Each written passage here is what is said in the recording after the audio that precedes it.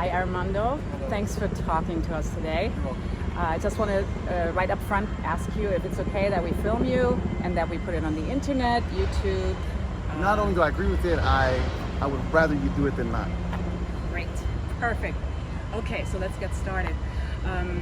We're here in New York City. You just became a resident of the Lucerne Hotel.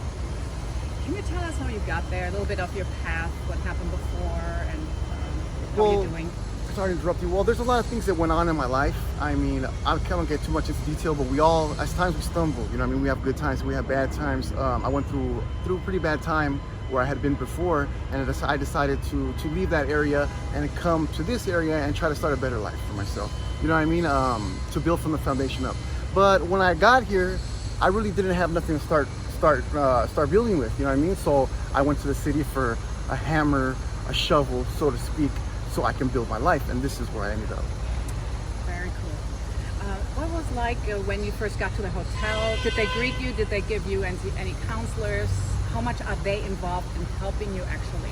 I mean, as the department, DHS goes, they have their own, how should I say it? They have their own ways of helping us, caseworkers, all that, social workers, they have your job opportunities, like people that specialize in each field.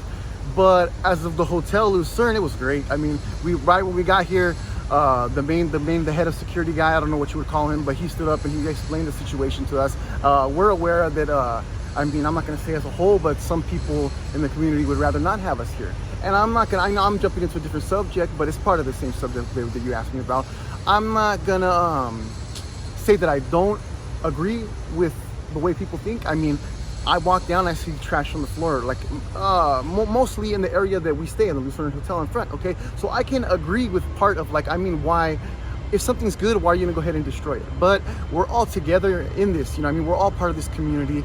We're all, I mean, in your own family, okay? In our own family, we're one big family, okay? The community, so to speak, is one collective family. The world is one collective family. So in your family, right, you have people, like, you might have a little knucklehead that gets in trouble, whatever, but you don't just be like, you know what, and you just ostracize him and don't deal with him no more, because he still lives around you, and you have to work with people, you know what I'm saying? And you have to accept their flaws until we can grow them and they can mature and blossom, you know what I'm saying? And that's where a lot of us are now. Some of us are not, some of us don't care. We go back to the same old thing. But like I was saying about the trash, not all of us are like that. Some of us make sure we'll go out and pick up the trash. You know what I'm saying? There's some of us that want to better ourselves. And we need, for the community as a whole and for society at large, to understand that not all of us are stuck in our old ways, in our old thoughts patterns, our own habits. Me personally, and some of us here, we're trying to do better. You know what I'm saying? Like, we're trying to do better, and we need a hand, and we're asking the community to please help us. You know what I'm saying? And it's not fair that they catch tuna. You know what I'm saying? Sometimes dolphins get caught in the nets. You know what I'm saying? So we can't just go out and throw nets in the homeless community and take out all the trash. We have to understand that there are pearls, there are diamonds that are there, and we need to help everybody. Not just the ones that are trying to help themselves, but also the ones that are not. But that's basically, I got really out of subject, but that's basically how I feel on that matter. You know what I'm saying? Here's a question. What about the mentally ill, drug-addicted people? Do you feel safe living with them? And do you feel they should be housed in the Lucerne, in a family neighborhood? Again, that's an issue that I have a lot of problems with, because it's difficult with that, because people that have mental health problems don't make good decisions. Like, they don't make decisions that we would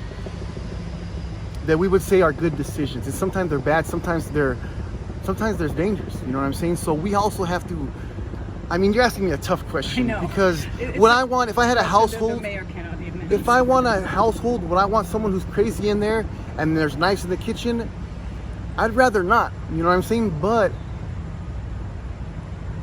that's a tough question. We have to try. Is there any extra care for them, or do you think they're just thrown into this system with everybody just mixed up? You hit me with a good one, because that's a tough one. Yeah. No, I do know people that have mental health issues. I think a lot of people, I mean, everybody who's normal, okay, it's like a scale. Like, normal is like the balance, okay? We have people that vary. Like, sometimes you're a little off, sometimes you're normal. Some people like fluctuate all day. Some people are just really off. You know what I'm saying? There's people that are on Wall Street that are not all there. You know what I mean? There's people that are homeless that are there. You know what I'm saying? So we really have to take things into perspective, and we have to understand that to a certain extent, everybody has some psychological problems. But if I have a kid here, do I want some guy that's gonna play with a knife in your skull and stab him? Of course not. We have to be careful with those kinds of people. You know what I'm saying? We do have to be careful, but we have to help people like that. I mean, that's not my area. That's not my area. I don't have nothing to do with that. That's like the cities, but also they have hospitals for those type of people. But in the Lucerne Hotel, I mean, do I believe that mental health people belong there? I mean, that's up to the city. I have nothing to do with that, and that was a tough question really to answer. You know what I'm saying? How do you see your future? Do you make plans? On a personal level? Because you don't know if you're going to stay there beyond October in that building, or personal level. On a personal level, individually. Yeah. Okay, as of right now, I try not to plan too far ahead. I kind of go like, I have a concrete idea of what I want to achieve in my life and think how I'm gonna go about it. And then all the other things are variables. You know what I'm saying? Like I kind of just wing everything else. You know what I'm saying?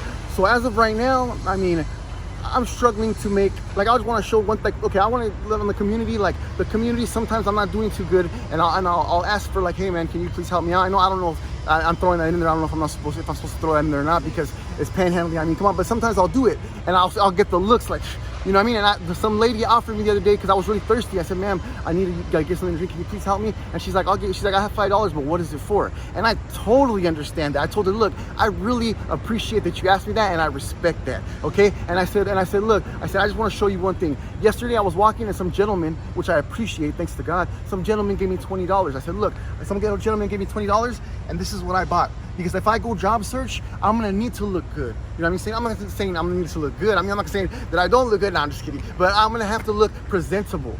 You know what I'm saying? Because how am I gonna get a job if I'm not even look presentable? I told him, look, I'm not gonna buy booze. You know what I'm saying? I'm gonna buy something. And I bought this shirt with the $5 she gave me at Michael's. They have $5.99. I hope Michael's helps me out because, you know what I mean? I just sold some shirts for them. But anyways, yeah. So $5.99 was a shirt, and I bought it. And now I feel better. Now I go job search. I can look more presentable. You know what I'm saying? So, I mean, my message to the community is not all of us. Some of us are really trying to do better. You know what I'm saying? Maybe if each person, if you're just standing out, like some of these people just stand out there with cups and go chee chee chee and hey, and then they're acting disrespectfully. That's not, some of us are not like that. If I need help, I'll go individually. I'll even go to a manager of McDonald's and be like, you know what? I'm really hungry. Can you please help me out? I went to a job interview today. I missed lunch. I have no, you know what I mean? I have nothing to eat. Can you please help me out? And more than half of the time, they'll look at you and they'll assess you individually. So that's what I'm getting at. Don't just shake the cup. You guys too, as a community, you'll just shake the cup. Actually actually analyze us individually. Take time to be like, hey, well, what do you need money for? You know what I mean? Y'all don't even have to give you money. Do you need a lift? Or and take the time to like discern yourself. You know what I mean? Like, hey, is this person sincere? And if they are, well, take it into your hands maybe to help somebody. You know, it's not everybody not everybody is blessed at the moment. You know what I'm saying? Not everybody is doing good. All of us will fall one time or another. You know what I'm saying? And so, Can you share with us how you became homeless? What made that come about? Well, as of right now, I mean, a lot of things that has to do with it is once you get locked up in the system. The system offers resources, but like sometimes it's a little difficult. You know what I'm saying? Sometimes you have other things hindering you.